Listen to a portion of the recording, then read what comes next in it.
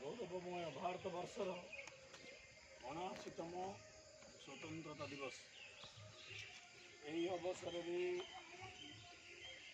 गुरुकुल शिशु मंदिर मोर कुनी कुनी भाई भौणी मान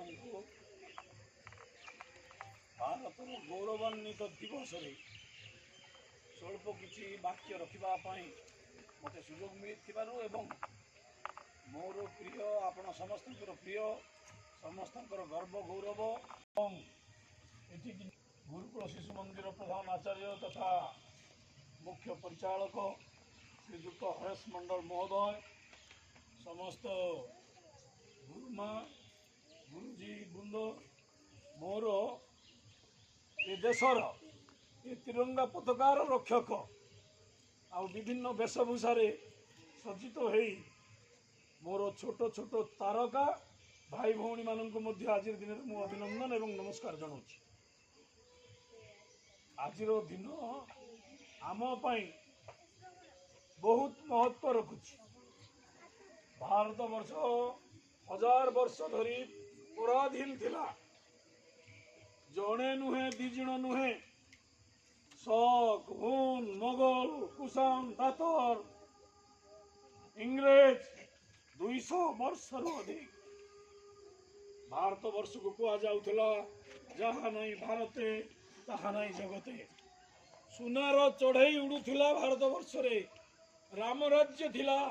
ଘରେ କାହାର ତାଲା ପଡୁନଥିଲା, ଧନ ସମ୍ପତ୍ତି ଚୋରି ନଥିଲା, ଭିକାରୀ ନଥିଲା, ଦାରିଦ୍ର୍ୟ ନଥିଲା। ସେ ଭାରତବର୍ଷ ଥିଲା ସ୍ୱର୍ଣ୍ଣମୟ ଭାରତବର୍ଷ। କିନ୍ତୁ ଭାଗ ଭାଗ କରି ଆମର ଏକତା ଅଖଣ୍ଡତାକୁ ବିପଦ ସୃଷ୍ଟି କରି ବାରମ୍ବାର ସମସ୍ତେ ଲୁଟି ଚାଲିଲେ। ଆମେ ସରଳ ବିଶ୍ୱାସୀ ଥିଲୁ, ଆମେ ବନ୍ଧୁ ପ୍ରେମୀ ଥିଲୁ, ଆମେ ଅତିଥି ପ୍ରେମୀ ଥିଲୁ ଏବଂ ଅତିଥି ଆଳରେ ସେମାନେ ଆସି ଆମକୁ ସବୁ ବାରମ୍ବାର ଲୁଟ କରିଛନ୍ତି। ମୋର କୁନି କୁନି ଭାଇ ଭାରତ ଠାରୁ ଆଉ ନିମ୍ନଗାମୀ ଅଛି। ଯୋଉ ଇଂଲଣ୍ଡ ପୁରା ପୃଥିବୀ ଶାସନ କରୁଥିଲା ଗୋରା।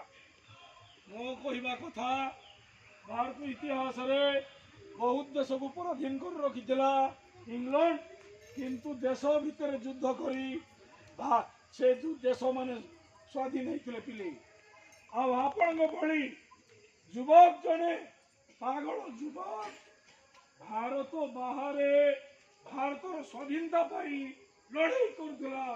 ସେ ହଉଛି ମୋର ନେତା, ଆପଣଙ୍କର ନେତା, ଭାରତ ରତ୍ନ ସୁଭାଷ, ନେତାଜୀ ସୁଭାଷ। ଜାଣନ୍ତି ଆପଣ ତାଙ୍କୁ? ଆଜାଦ ହିନ୍ଦ ଫୌଜ ଗଠନ କଲେ। ଦେଶ ବାହାରେ ରହି ଭାରତର ସ୍ୱାଧୀନତା ପୂର୍ବରୁ ଘୋଷଣା କଲେ। ଆଉ ସେଇଭଳି ଲୋକ ଜନ୍ମ ହେଇଥିଲେ। ରାଣୀ ଝାନ୍ସୀ, ଆପଣ ତାଙ୍କ ନାଁ ଡାକିଲେ ନାହିଁ। ଝାନ୍ସୀ ବାଇଠୁ ଆରମ୍ଭ କରି ବାଜି ରାଉତ ପର୍ଯ୍ୟନ୍ତ 14 ବର୍ଷର ପିଲା। ଏଇ ଢେଙ୍କାନାଳ ଅନୁଗୁଳ ଇଂରେଜ ଆସିଲେ, ନାଉରୀ ପିଲାଟା ଆମକୁ ନେପାରି କଲେ। ତମ ଭଳି ଛୋଟ ପିଲାଟା କହିଲା ନା, ଦଳ ପର୍ଯାର ମନା ଅଛି, ଲୋକ ମନା କରୁଛନ୍ତି, ଗାଁରେ ନିଷ୍ପତ୍ତି ହେଇଛି ଇଂରେଜକୁ ଆମ ଗାଁକୁ ପଠାଇଛି। ଏବଂ ଯୋଉ ରିନ୍ଦ ମାଝୀ କଥା କହିଲେ, ରିନ୍ଦ ମାଝୀ ଜଣେ ମୂର୍ଖ ଗନ୍ଧ ଆଦିବାସୀ ନେତା, କିନ୍ତୁ ଲକ୍ଷ୍ମଣ ନାୟକ ଜଣେ ମୂର୍ଖ ଆଦିବାସୀ ନେତା। କିନ୍ତୁ ଆନ୍ଦୋଳନ ଏତେ ବ୍ୟାପକ ଥିଲା, କର ବା ମର ଡାକରା ଥିଲା। ଏଣୁ ଦେଶ ସେ କହିଥିଲେ, ବାପୁଜୀ କହିଛନ୍ତି ଦିନେ ସ୍ୱାଧୀନ ହେବ ଯଦି ସୂର୍ଯ୍ୟ ଚନ୍ଦ୍ର ତାରା ସତ।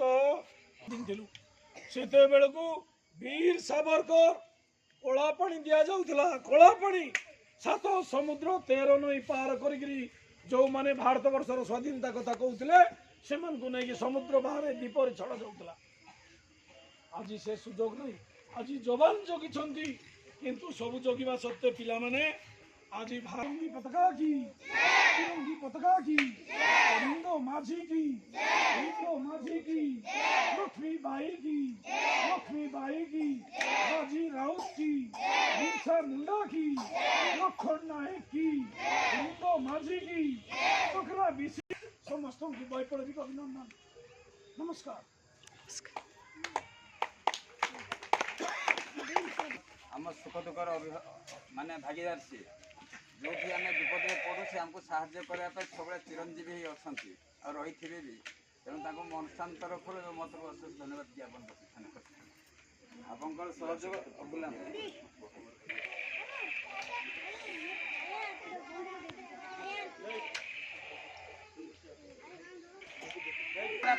देखा